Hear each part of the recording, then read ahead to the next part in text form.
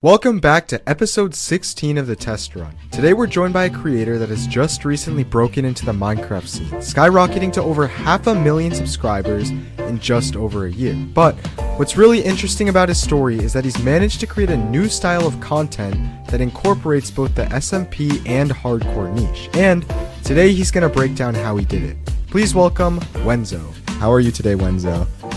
Wow, I am just fine, thank you. Nervous, as I've already mentioned, but I'm happy to be here. Hey, I mean, at the end of the day, like, there's some people that get nervous at the beginning. There's some people that don't, but I think by the end, or even just like after the first 5 minutes, everybody's fine. So it's nothing to stress about. Yeah. Okay. Whew. Okay. I'm ready. Yeah. All right, Wenzo, I have a question for you. Okay. All right. If you could explain what kind of videos you make on YouTube in one sentence, how would you explain it? One sentence. I gotta make it count here. I've got to sell myself. I would say I make storytelling videos in an SMP environment, but the projects are hardcore styled. Yeah, I think that's perfect. That was a terrible sentence. That was a 2-in-1 sentence. I kind of cheated that one.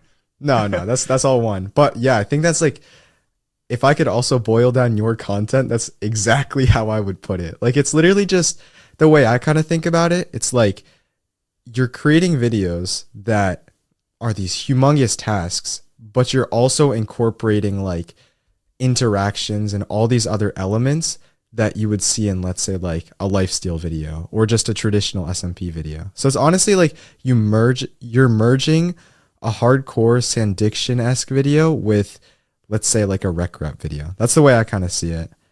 Yeah, that's definitely the goal for me, because I started off when I started on the Wenzo channel with I started off doing SMP content, and then I started getting intrigued by, people like Sandiction and Beppo and all these people who are doing these cool builds. And I'm dreadful at Minecraft in comparison to all these other like SMP people I talk to. So I feel like going the full SMP route, not an option. But I think that's why I'm trying to merge the two and almost create like a mini sub niche out of that. That's the goal, at least. So I'm glad. You seem to have a similar definition to me, because that means I'm probably doing something right.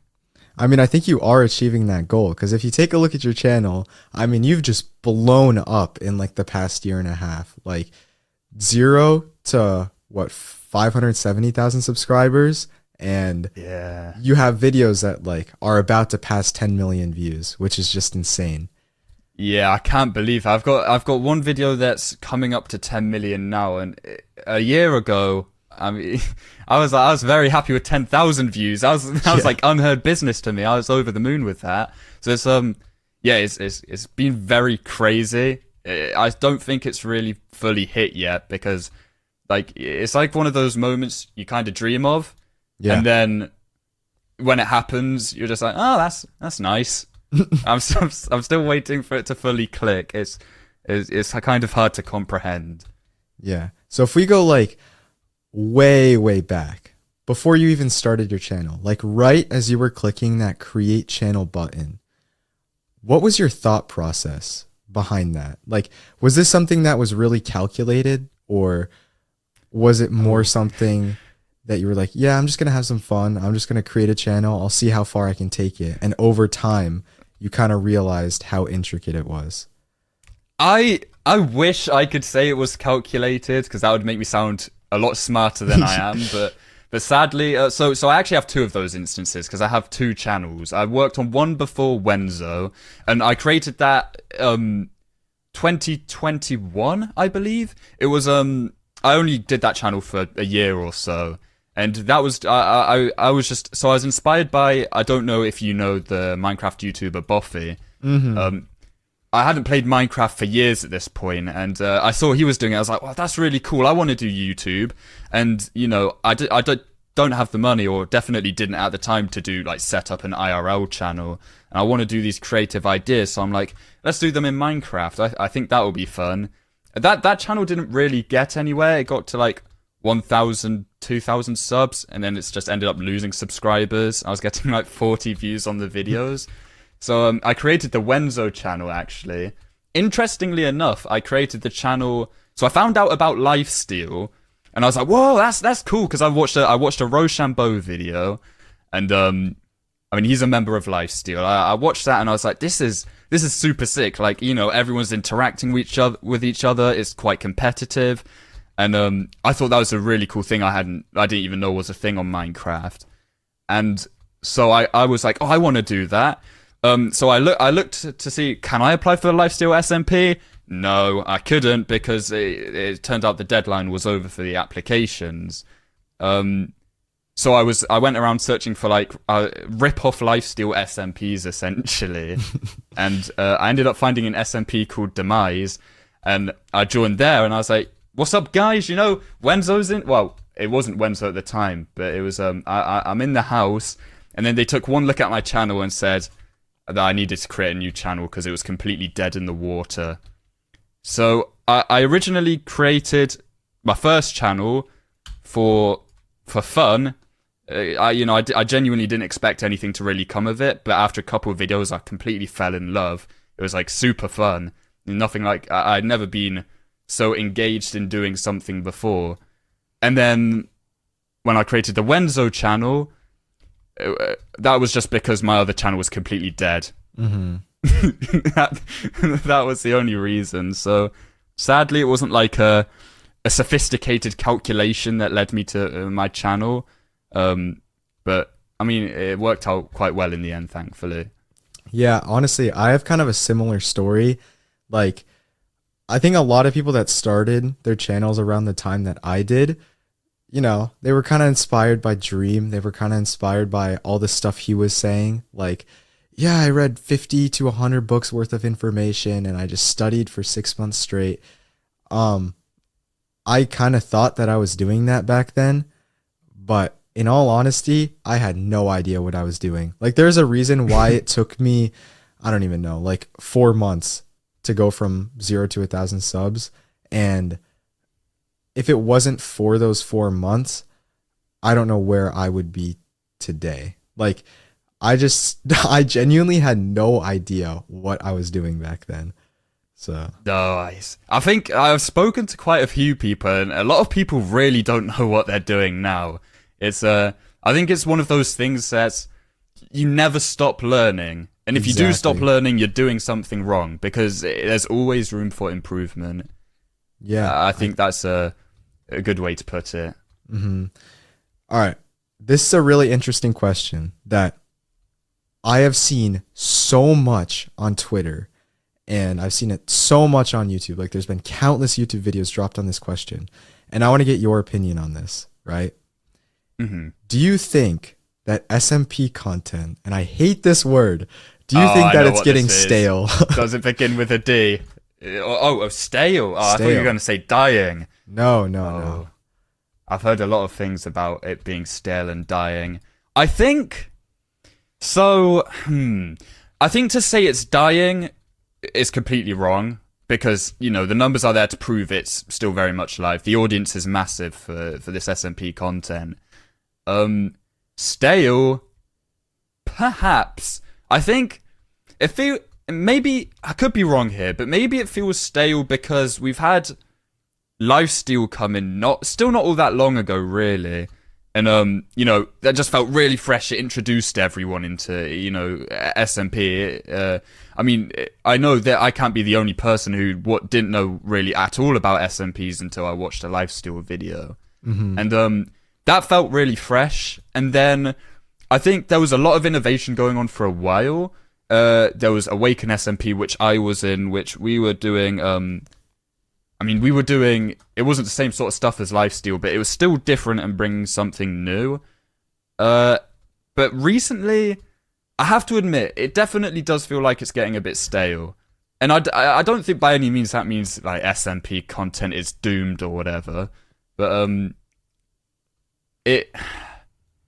there's room for people to come in now more than ever, be themselves and do something completely different and really like push forward the niche, in my opinion.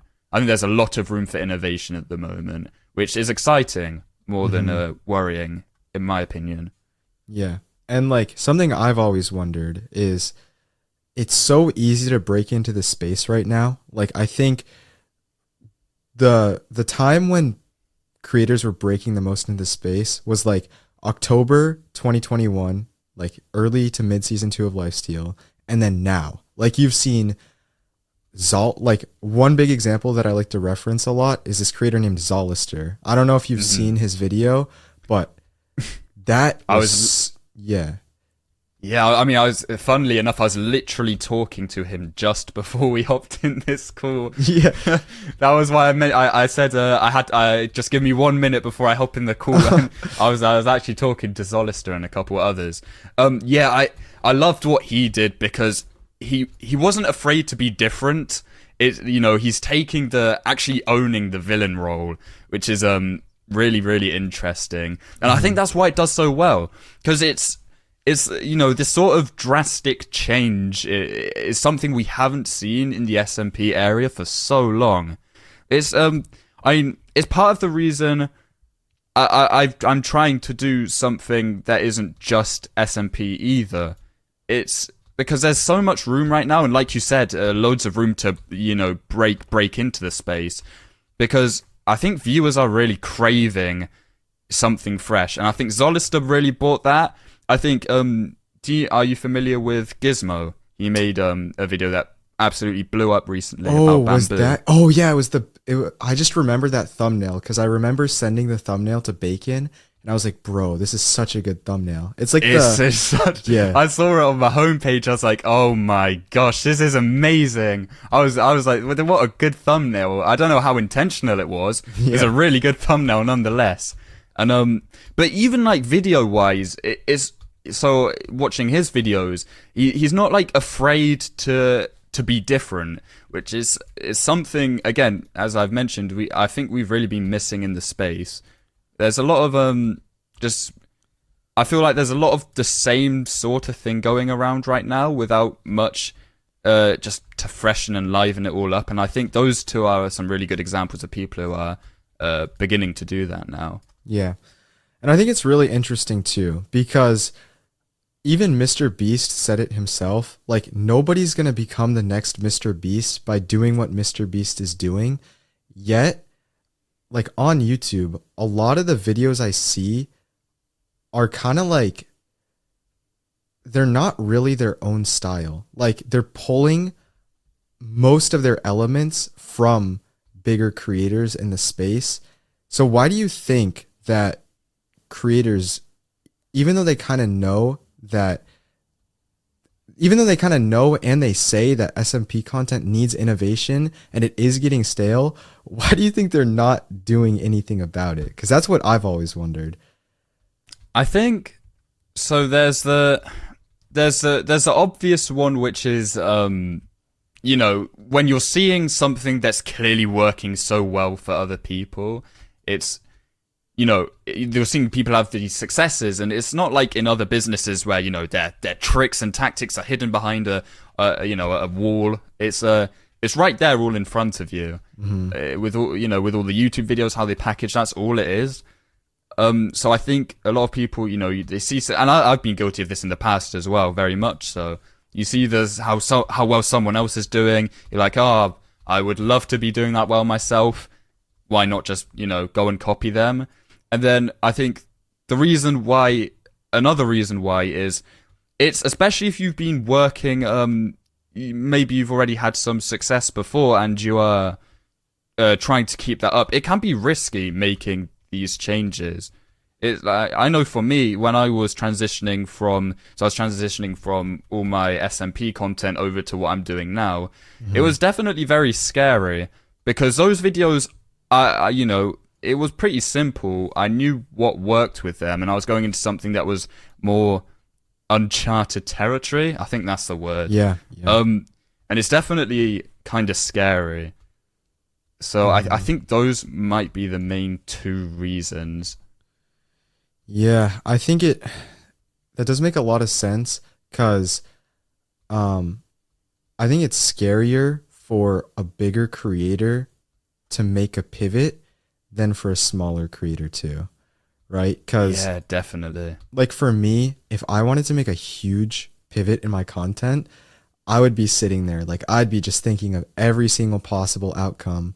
How would my audience react to this? How would this do? Like, is this even worth it? Could this destroy my channel? But I think what we really need is we either need everybody to just start taking risks, or we just need like some new creators who just pop into the scene to just go, all right, I'm just going to full send like this new idea that I have. And if it works, it works. And if it doesn't, then I'm just going to try something else. I think that's what we need. Yeah, I agree. And it's even more reason as to why it's quite easy to break into right now, because what's currently shining through is being yourself. That's what's doing well at the moment. Yeah. Instead of just, providing what's already here in the SMP content, in the SMP niche. If you bring something new to the table and you do it in a way that's interesting to others and exciting, it can do very well. And I mean, the people we've talked about already are kind of proof to that. Mm-hmm. So if there was like a new creator that hadn't made any videos yet, they've been watching SMP content, or they've been watching like this SMP hardcore hybrid content, what tip would you give to them? If you could give them like any tip at all. Okay, I'll give one tip because, and don't get me wrong, this is coming from someone with one of the worst upload schedules you will ever see. Yeah. Trying to change, but right now I've not got much to prove for myself in the upload schedule department. But as a smaller creator who maybe is just starting out, I would set yourself a pretty strict time limit of maximum one video every 3 weeks, maybe maximum 4. Yeah. Because what I think is, I see this being done all the time, and it's a lot of smaller creators perhaps are trying to make the next Sandiction 10 million view video when they haven't even got a video with 10k views yet. Yeah. I think it's so important to be able to consistently make videos with 10k views before you shoot for 100k views. Because, you can get that one off, but there's no guarantee you're going to be able to replicate that every single time. Even my upload schedule now is dreadful. And, I'll be the first to admit I'm probably last on any upload schedule leaderboards there are out there. But it's... Before my channel started doing well, there was even a month where I was uploading once every 3 days. Sometimes I'd make a video within 2 or 3 days. Yeah. Because I wasn't good at all at making videos. And, the experience is the best teacher at the end of the day. I think that would be the biggest advice I'd give, because you're only holding your own learning and experience, like mainly just your learning. Yeah, you're holding your learning up if you're perhaps only uploading once every few months, when currently, you're in the learning phase. It's not about getting that 10 million view video, like becoming the next Sandiction. It's about creating strong and sturdy foundations, I think. Yeah, I agree. I mean, I think there's a big misconception that you can learn a lot from watching other people's videos, which, yeah, you can. And I think consumption is pretty important, like, especially for inspiration. But I think like a lot of the bigger creators today, especially in this space, they started out by just pumping out uploads. And because they did that, they were able to learn and create their own style and then eventually succeed. Like, for example, REUPLOAD, for a while, he was uploading 2 or 3 times every week. Like, this was right after his dream blow up video. And actually, REUPLOAD, when he was on EchoCraft, he did like 2 episodes a week for a year straight or something crazy.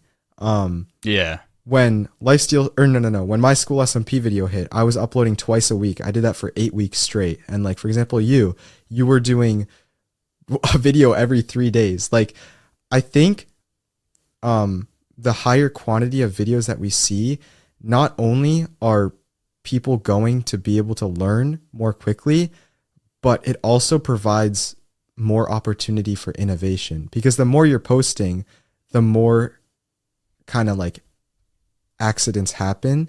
And honestly, like I've seen the most change in my style from an accident. Like I didn't mean to put that in. I didn't think it would do anything, but oh, this actually worked. So yeah. Yeah, it sounds weird, but you need to give yourself time to know yourself, right?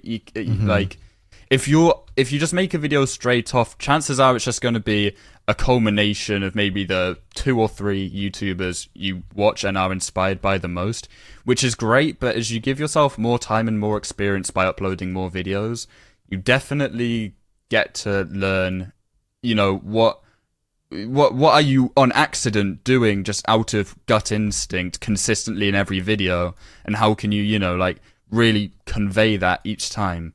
It's I don't know if I've explained that well at all, but I think it's yeah, you need time to really know yourself. I mean, only recently I've really think I've been starting to carve out my own identity. For ages I was making some, like, you know, some kind of, I spent a little bit longer making each video, and each time I did it, it was becoming more like formulated almost, and I was losing myself in it a bit. So, yeah. And by whacking up loads of uploads, you're leaving in those imperfections, and sometimes that can lead to, like what you said, is how you can find your style and yourself the best within videos. Mm-hmm. All right, I have a question for you. So I assume that you're doing YouTube full time, right? Mm-hmm. Yeah. So what do you think is going to allow you to go from your current upload schedule to a much more consistent upload schedule? Okay, so it's something I mean, I did want to work on my upload schedule earlier this year, and I tried, and I completely failed. That much is very evident by the lack of uploads on my channel. I'm making steps now, because it was something I was very scared to do, to actually beginning to outsource some of the uncreative but time-consuming parts of my videos. Yeah. For example, if there's I still want to keep my hands all over all of the creative bits, because I think that's what makes my videos like unique and mine. But there's certain bits in the videos. Let's take subtitling, for example. I subtitle quite a lot of my videos, and it doesn't take any skill. My nan could probably do the subtitles, as long as she's got the basic, you know, like spelling ability in her. It's not something I really need to be dedicating my time to anymore. Mm-hmm. I think I get very caught up over those things, and that's why I want to begin outsourcing those. And the other thing is just something I'm constantly trying to work on, is just getting out of that perfectionist mindset. It really doesn't do any favors in terms of upload frequency, that's for sure. Like stressing over every little bit, you know. Whoa, was the sound effect 0.3 decibels too loud? Is everyone gonna click off? And it's like, no one's gonna notice. It's but when you're in the grind mode and you're editing, that is not what comes to head. You know, you're panicking. Well, at least I know for me, I'm panicking over every little thing I do. Yeah. And it's something I'm really, really trying to get out of. But it's a lot easier said than done. So I think that'll come with time. Yeah. And when you say you're going to outsource the subtitles and then keep the creative parts, like what do you mean by the creative parts? Is that like structure? Is that scripting? Is that something else? So to me, the creative parts are... So the things I still have to do are obvious, because I'm making my videos on an SMP. I still have to do all the recording. I still want to plan all the videos myself, make sure the ideas are my own. I think that's very important to me.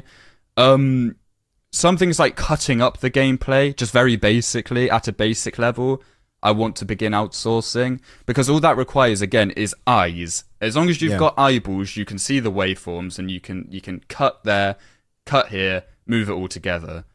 Like, you know, just cutting out all the silences, and it's something that takes a surprising amount of time, and especially when you're making very long videos from very long projects. I don't enjoy it at all, because I only enjoy the creative bits. And the issue is, when I don't enjoy it at all, I I can occasionally procrastinate it, and then that just makes it take even longer. It's it's those bits I want to get rid of for the reasons of A, uploading more frequently, but also B, just actually enjoying every single part of the process. I mean, that would be amazing, because all the creative parts, which are more so, I mean, examples of creative parts are the sound design. I love doing the sound design on my videos, or the music. I really love doing the music. That's very important to me, and I don't think I would ever want to give that up. Yeah. I think the music's a pretty vital part of the video, and I want to be able to do that myself. But as I mentioned, the subtitles perhaps, or the basic cutting up of the video, it's something anyone could really do, and it's also not something I enjoy. So to get those outsourced seems like a smart idea, and I'm hoping, my goal is by the end of the year, if by the end of the year I can start getting videos out once every 2 to 3 weeks, I will be over the moon. I will be so happy with that. Yeah. Because I mean that will beat the like 2 to 3 months I'm taking at the moment. Mm-hmm.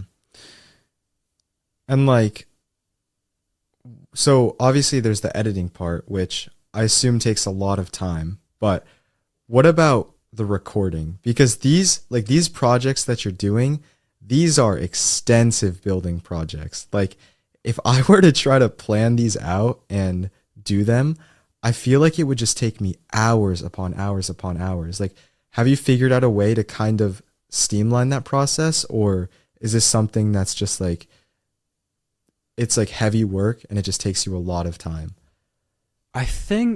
Honestly, I think the strategy with that is really just scaling down the videos a little bit.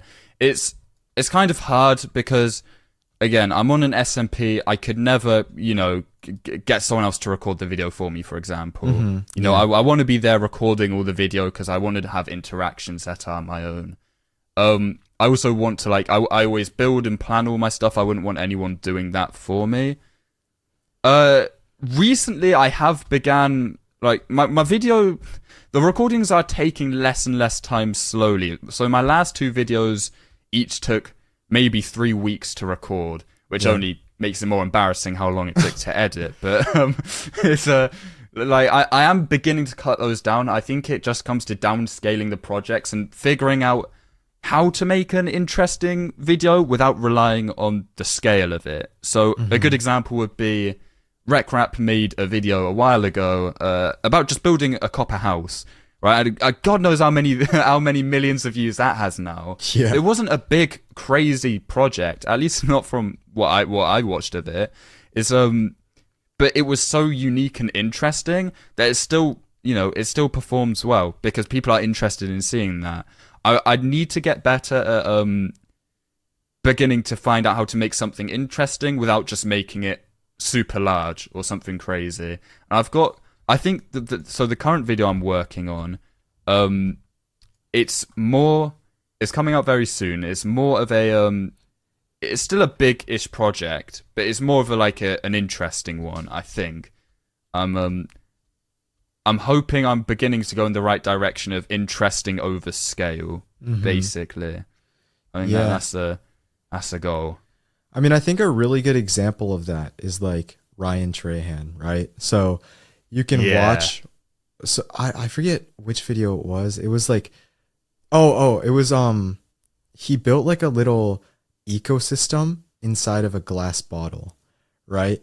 And if you compared this to, let's say, a Mr. Beast video or an Eric video, you're like, bro, like, what is this concept? Like, this is actually the most simple, non-stimulating concept ever. But if you actually watch the video, he creates it in a way that's so interesting that you just want to watch. Like, it's almost like you're rooting for him, even though it's not a competition. And I was talking to what's his name? I basically have this friend named Paul, and he was like, yo, if you posted your first school SMP video right now, how do you think it would do? And I told him, I was like, I think it is a little bit outdated, but if I made a little tweak, like a few tweaks that matched my current style, I still think it would do pretty good. And I think that applies to a lot of videos on YouTube right now. Like if you want a mega viral video, like yeah, you kind of need like a Mr. Beast or Eric concept that can be applied everywhere, but if you just want a video that does really well, you don't need that. And you can kind of boil it down to story over spectacle. That's how I kind of see it. Mm-hmm. Yeah, I completely agree. I think Ryan is the perfect example of that. It's easy, and I mean I fell right into this trap myself of just going, bigger is better. The bigger the bigger it is, the more interesting it is. But there's so many examples now to prove otherwise that you can do these small things. So another example for Ryan Trahan would be he did the video where the fossil hunting. I think that was such a good one. Yeah, that was a banger video, and I realistically all it took was maybe a day or so for his team to prepare the trip, and he goes over there. It takes 2 days to record. I think there was one night, and then he was back, and it was so interesting because again it's already interesting, and it doesn't have to take 5,000 years to like record or set up or anything. And it's the same with Rex Copper House. It's interesting, It's a copper. It helps a copper was very new at the time to Minecraft. But it's an interesting thing. It piques your interest without it being like, he could have made it like, I built a copper pyramid and had like a 50 million blocks text up at the top or something. But it didn't need that because it was interesting enough of an idea as it is, and that's something I'm really going to be trying to go towards, especially if I want to actually get more than just like one video out every single year. It's I think I would love to have that skill to just come up with these super interesting ideas without them having to be super expansive projects. What would you say your goals are on YouTube over the course of the next year? Because a lot of people, they like to set these video goals where they're like, oh, I want a video that gets this amount of views and I want to hit this amount of subscribers. But if you take someone like Clown, who I was just recently talking to, his goal is a lot more centered around just staying consistent. And he's kind of realized that as long as he stays consistent, his channel is going to be thriving more than if he was just aiming for like viral bangers. And you've kind of seen that. I'm not sure if you've been paying attention to his channel, but his channel has just like skyrocketed in the past month just because he stayed consistent. And his ideas aren't like massive Mr. Beast type videos. Honestly, I'd kind of like compare them to these like more simple story over spectacle. So like, is that your kind of goal over the next year, or do you have a different idea? Yeah, so I mean, my goal is it's basically just what I mentioned earlier. I don't like going for subscriber goals and stuff because I don't think, I feel like subscribers are the byproduct of doing something else correctly. Yeah. Well, I mean, obviously they are, right? So it doesn't make sense to make the byproduct the goal, in my opinion. My goal, as I mentioned, is to end of this year one video every 2 to 3 weeks. That's the goal, because if I could set myself up then for the following year to continue posting once every 2 to 3 weeks, I'm going to begin building a way more engaged and active audience. The subscribers, of course, will come alongside it. It's but that's the whole goal. And yeah, I saw so I did listen to the podcast episode you did with Clown, and yeah, it's insane what he's done recently with going away from those like large scale. I mean, I think he made a video like I got 5,000 god apples. It wasn't 5,000, but it was something crazy. Yeah. And his videos are doing just as well now, really, doing these smaller ideas, and it's really good. And I admire how he's managed to create an audience that's so strong that despite it being like an unconventional way to do YouTube at the current moment, with all the Mr. Beastification and stuff, it's insane to see how well he's doing with these much more simpler and toned down videos.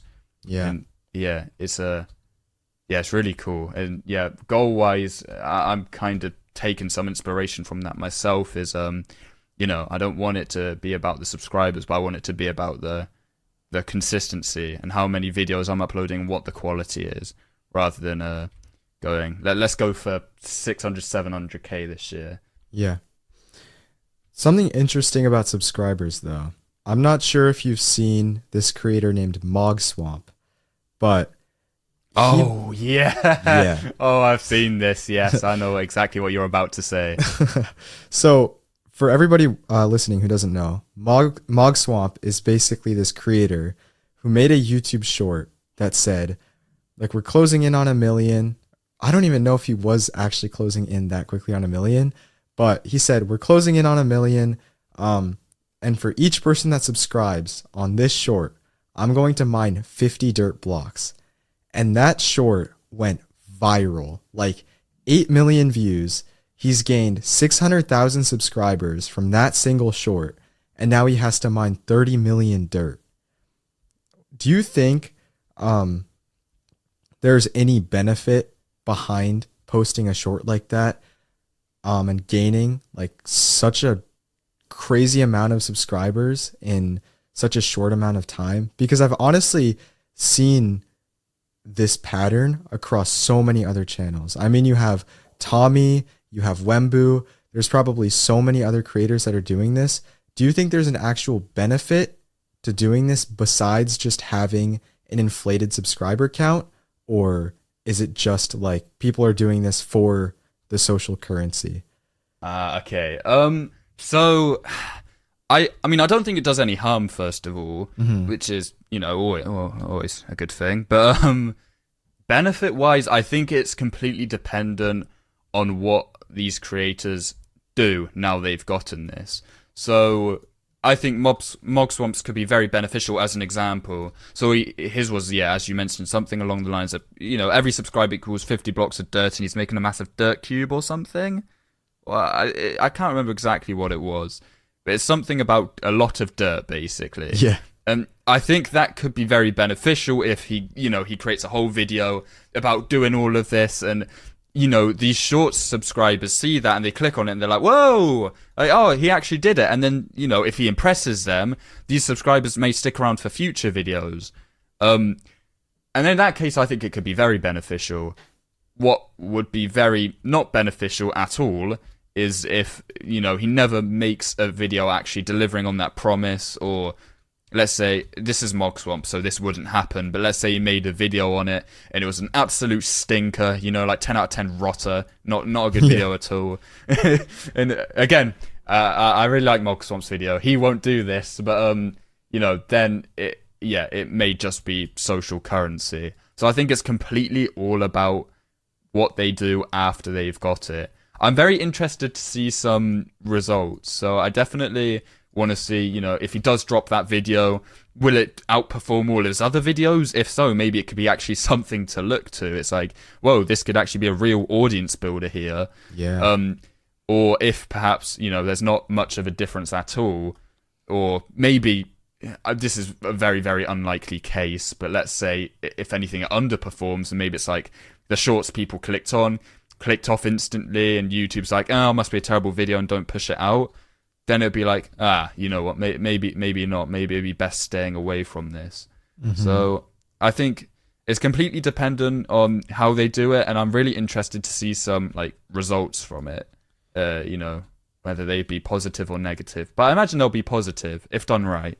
Yeah, I mean, I used to be like a huge anti-shorts person. I thought they were so pointless, but I think it's kind of grown on me a lot. Like, shorts are not only just a way to gain subscribers, which, yeah, does translate into social currency, but the way I kind of see it is it's like amplified exposure. Like, you're exposing more people to you and to your brand, and to, for example, like, if I had a short and I kept featuring my Minecraft skin in it, it's like all these people are getting exposed to like my skin's colors and my skin's pattern. And maybe if I post a YouTube video in the future, because they're more exposed to that, they're more likely to click on it. And Yeah, your skin right, like dead center of the thumbnail as well. Yeah. I haven't even thought of it like that, because the way I was just thinking of it was more like giving them a promise and then funneling them through into long form like that.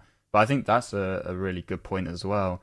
You could definitely get a lot of branding in there, especially skin. And then yeah, because you drop a long form video, and I believe the main engineer of the YouTube algorithm himself has said that now there is a much more apparent link between short form to then long form. So if you watch loads of your short form, they may well be recommended one of your long forms.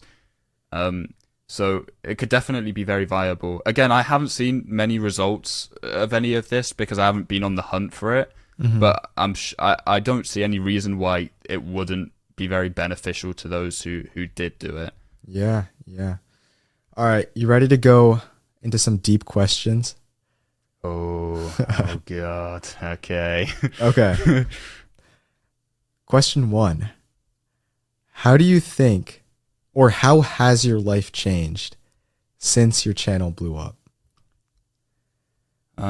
Well, my social life has completely died. It's dead in the mud. It's 6 feet under, honestly. That's I guess I was even before my channel blew up. God,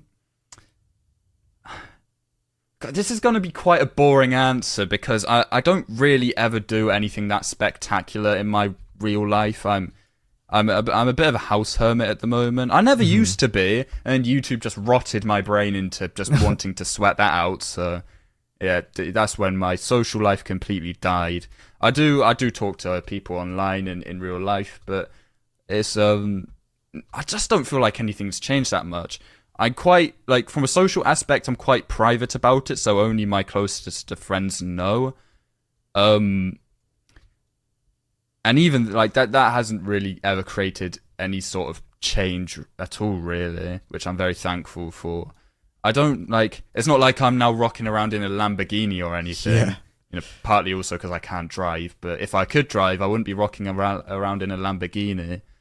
I don't know, it's just, I don't think much has changed at all. The one thing I will say is it is very nice now, because I didn't get along well at all in school. I don't like the whole education thing. It really isn't for me at all. I'm absolutely dreadful at learning. Learning things that I'm not interested in. Yeah. And YouTube's managed to, at least, like, for now, I'm in a place where I can kind of just go all in on this, which is great because I really enjoy that. So there's a lot less, like, worry about, what am I going to do with my future? I definitely had that before because I didn't really enjoy, like, all that much until I found YouTube. So that, I mean, that was that's like maybe the biggest change. It's provided a lot more, I don't know what the word would, maybe stability? Maybe, potentially not, I'm not really sure, but it's, there's not been any, like, crazy changes, I don't walk down the street and get mobbed by fans or anything. I don't have, like, 5 security guards following me around at all times ready to gun down anyone who comes close. So, yeah, no crazy changes.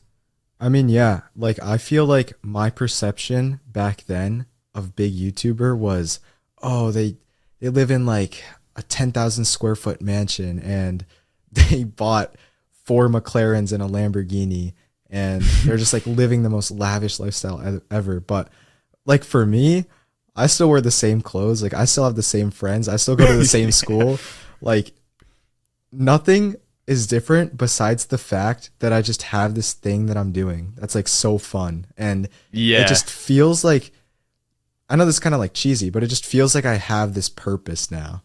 And my goal is to, like, build this channel and build a community and help other creators, like, grow. So yeah, that's kind of the only way that it's changed my life. Nothing special. Yeah, I mean, it's still, lowest to highest on anything I'm shopping for, best believe. Yeah. There's no 10,000 square foot mansions. Yeah, I'm still living out my parents' basements and making all my videos through that. So it's yeah, it's no crazy changes, but I don't think that's necessarily a bad thing, to be honest. I'm very much enjoying myself at the moment. Are you planning on going to any creator conventions? Like, for example, VidCon is this June, and then I know Vid Summit is next October, I think. Are you planning on going to any of those? So I'm not going to VidCon because I heard Bacon's going there, and I hate that guy. I cannot stand. No, I'm only joking. But I am not going to VidCon. But I will be at Vid Summit. I'm going with myself, Miles, Chief, Spifey, and then Jude and Buzzy. Yeah. So I'm going with a good few others, and I'll be at Vid Summit. But I'm not going to VidCon. Looking forward to it though. It should be exciting. I've never been to one of these I've never been to really any conventions before, I don't think. So it'll be very interesting. I'm really looking forward to it and meeting some other creators there that I've not met before. Are you going to Vid Summit? I think I am, yeah. I mean, I have college next year, but the nice thing about this, like, my parents would not let me go to anything. I really wanted to go to Vid Summit these past 2 years, and I really wanted to go to VidCon last year. But for some reason, well, obviously, like, a lot of creators are doing this full time, but my parents would not let me skip school to go to these. But now, since I'm going to be, like, independent and whatever, I think I'm just going to, like, skip classes for a week or whatever, like 4 days just to go to Vid Summit. And yeah, I'm going to VidCon this June, so I'm super excited for that. Yeah, I've heard a lot of the life stealers are going to VidCon, I believe. That's what I've been told so far. Yeah, I don't know tons of people that are going Vid Summit. I know quite a few like people who are into strategy and like more that sort of side of things that are going, but I'm still not too certain on what creators are going. But if you're going Vid Summit, we should definitely meet up at some point. Oh yeah, for sure. That'll be really fun. Yeah. All right, another question. What does a day in the life of Wenzo look like? Oh. Ready for the most boring answer in the entire world. Sure. So I'm currently waking up at 11, which is a significant improvement from last year when I was waking up at 2 p.m. And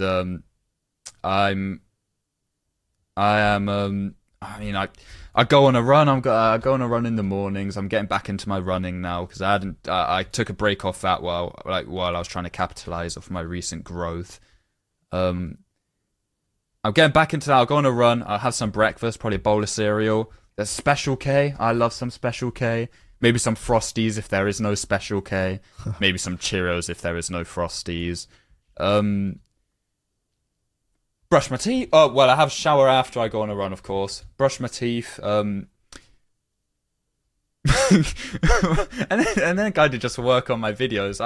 I enjoy taking my dog on a walk. That's about one of the 2 times I see sun in the day.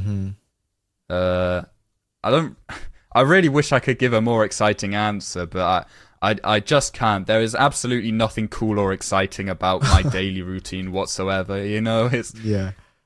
No, yeah, that's fair. I think running though in the morning is such a game breaker. Like, I started doing it I don't even know, like 3 weeks back. Like, I would usually do workouts at night, but then I started also running in the morning. And I was reading a bunch of stuff on it, and apparently if you get like sunlight exposure in the morning, it helps you sleep a lot better at night. I'm not sure how true that is, but it's like a bunch of scientists were saying that, and there's like studies too. So my sleep has improved recently, so that could be why. Maybe. I mean, maybe that's interesting. Yeah. But it's like, yeah, go ahead. Oh, sorry, I didn't mean to cut you off.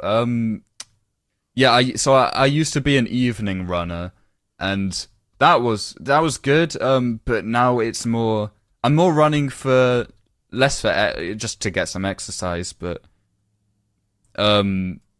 more to kind of challenge myself in the morning. So get out of bed and do, like, before I can even have the luxury of a bowl of Frosties or something. It's nope, out running out in the cold because I live in the UK. and it's a comeback. Rain or shine, I have to run the same distance each time, and then come back, and then I can go and have some food and get to work. And it is always nice starting off the right way, because you just get a big boost of happiness. You feel like you're getting a step ahead of the game, which is always good. But running wise, I prefer running in the evenings, definitely. Running in the evenings is so therapeutic. So if I wanted maybe more of a bit of time to be in my own head and relax, and I'd run in the evening. If I want to try and challenge myself and not be lazy, then I'll do it in the mornings.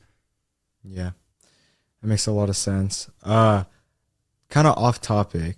I kind of keep forgetting that you live in the UK, and I feel like the UK, there's a lot of let's say stereotypes about the UK. Oh God. What do you think? None of which are good.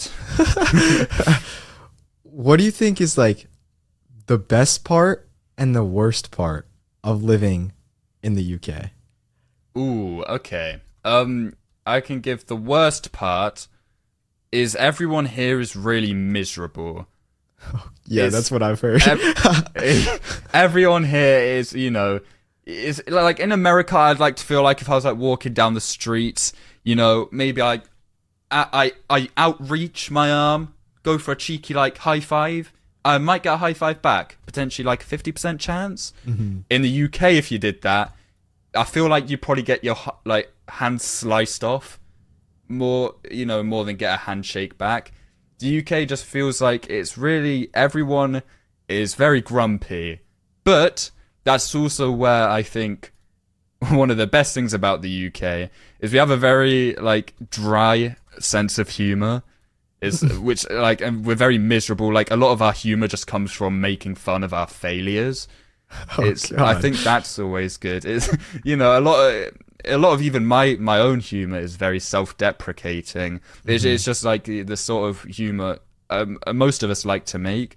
So that's probably the best thing about the UK, in my opinion. Is I really like how grey and bleak some of our humor can be sometimes. I think it sets us apart from maybe other places where humor's more jolly all the time. Because it's not jolly over here. Oh no. Yeah, I'll be 100% honest. That might have to do something with like the year-round temperature, right? Because, so obviously in the US, there's cold places and then there's places that are hot year-round. And I've kind of found that when I've gone to places that are like warm or hot year-round, everybody there is just so much nicer than where I live. Like, yeah, there's nice people where I live, but it's nothing compared to, let's say, California or Florida. Yeah, it would make sense, right? Because it would probably be hard to be consistently happy if you open you open the curtains and the first thing you see is a thundercloud above you, just raining raining all over your garden or anything. It's that, I mean, that probably has something to do with it. I wouldn't be surprised.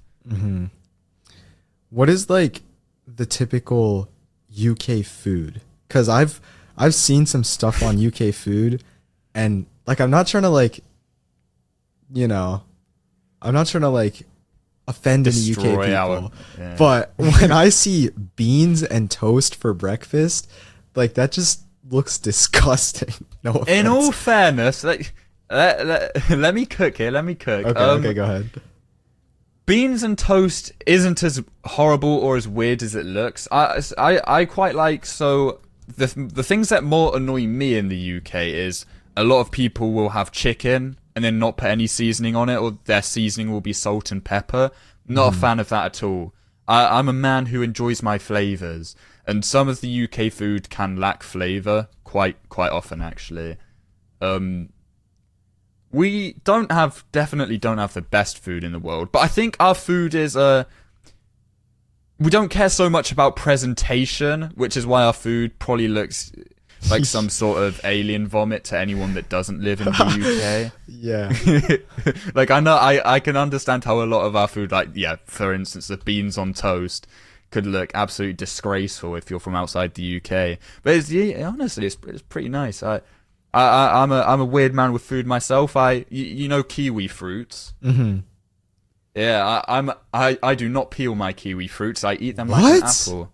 There's a fun fact about what? You, about that me. Is not okay. You would be shocked at how nutritious the skin of kiwi fruits are. Okay, it's probably nutritious, but it's disgusting. Like, isn't it? Really is. Oh my gosh. It's actually really nice. I've had quite a few friends before who said that is so disgusting, and I get them to try it, and I convert them. I convert them into kiwi fruit peel eaters. It's actually quite it's quite nice.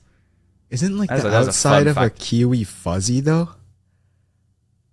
It is a bit hairy, but they're very fine hairs and hard to notice. I think to be fair, if maybe if it was a kiwi fruit that was rocking like a full like Thor beard or something, it was like properly like, you know, really hairy, then maybe I would have second thoughts about delving straight into that. But you would be surprised at how nice it is. That's a nice bit of crunch to your kiwi fruit. Okay. Yep. All right. Going back to YouTube.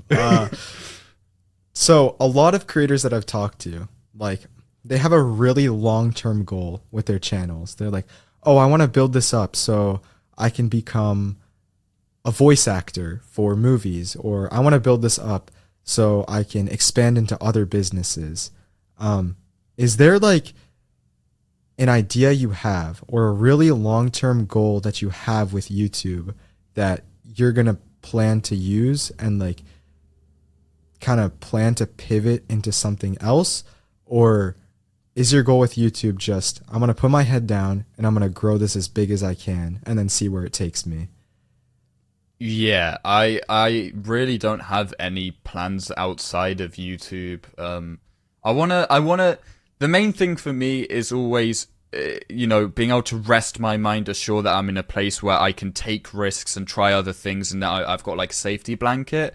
So I want to get myself into a place where, with you, my first goal is get myself into a place with YouTube where I'm safe to, you know, try new things and do things that I might really enjoy that could be a bit of a risk. I don't have any goals outside of YouTube, mainly because I've never enjoyed anything anywhere near as much as YouTube. I'll definitely expand out one day and do some like maybe some IRL channels or things like that.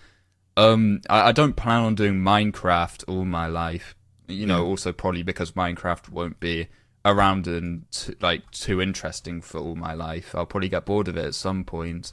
But I kind of plan to do YouTube for as long as I can, which is why I'm really hoping that the platform doesn't end up dying off or anything.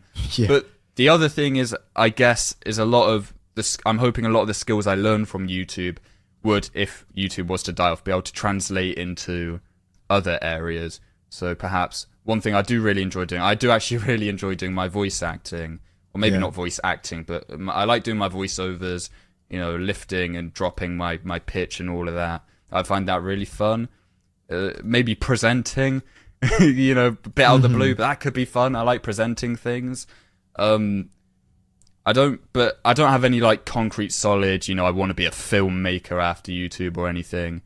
Maybe I'll dabble a bit here and there, but I don't think, I don't know. I've yet to find anything that I've enjoyed and want to do as much than YouTube.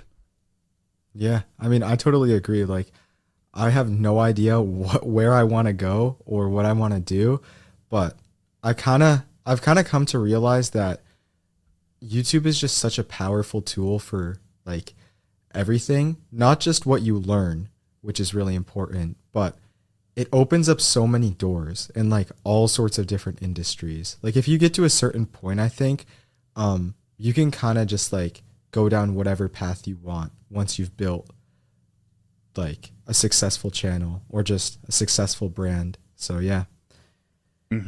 Yeah. All right. Guess how long we've been talking for, Wenzo? It's not that hour already, right? It's already been an hour, dude. Oh my god! I've listened to a fair few other episodes, and I was like, surely the hour doesn't go by that quickly. It goes by so fast. It actually does. What the hell? All right, you ready to That's hear crazy. the outro song through my AirPods? Oh yeah, the outro song, the classic. Classic. All right, let's see if it starts playing. Not hearing anything yet. Okay, it started playing, but it's probably just not picking up. Oh, okay. you I heard heard it a little small bit? of it. Okay. Yeah. Yeah. All right, is there anything else that you'd like to say before we wrap things up? Subscribe to Test Run Podcast and listen on Spotify as well. Give a 5-star rating. Pretty sure that's how it works. On That is Spotify. how it works, yeah. Is there anything that you want to plug for yourself? Like any channels? Not really. anything? I mean, I have for anyone interested, a new video dropping soon. That'll be interesting, I New guess. Wenzo video dropping soon. As Wenzo said, thank you all for watching. Make sure to leave a 5-star review if you're on Spotify. Follow if you're on Spotify. If you're on YouTube, subscribe, leave a comment, and like. And thank you everybody for listening. And I will see you in the next episode of the Test Run. Boom. Bye.